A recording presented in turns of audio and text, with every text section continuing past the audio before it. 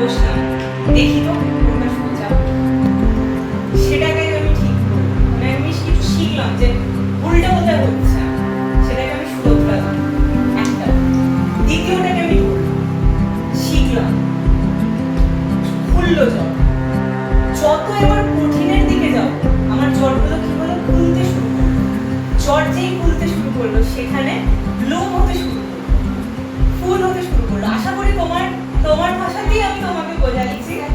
সেখানে ফুল হতে শুরু করলো এবং হতে পারে সেই জলটা আমার পুরোটা খুললো না, পুরোটা হয়তো আমার খুললো না, কিন্তু সেই জায়গাটা ধীরে ধীরে এক্স্যাক্টলি যে আমি মানাতে গোছাতে শিখে গেলাম এবং সেখানে আজ আমার ফুল ফুটতে শুরু করলো এবং জীবনের প্রতি একটা আলাদা দৃষ্টিভঙ্গি আমার ফুটে উঠতে শুরু করলো।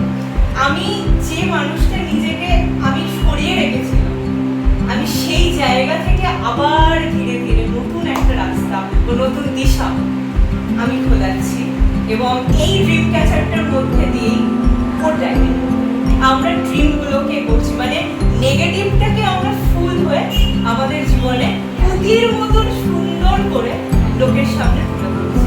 This is the actual meaning of it. Exactly এখনো পর্যন্ত আমরা দেখতে পাচ্ছি যে এই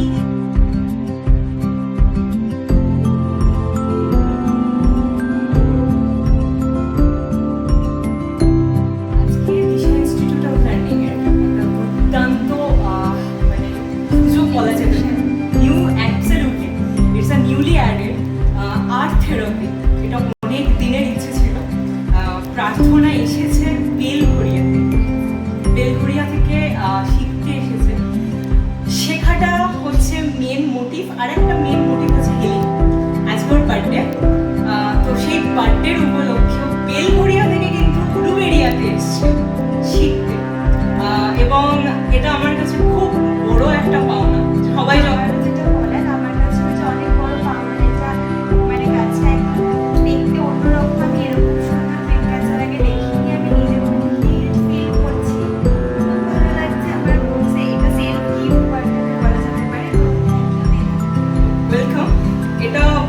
এতে কোনো পারফেকশনের আমরা খুঁজিনি, ওর যেটা ইচ্ছে ওকে আমরা করতে দিয়েছি।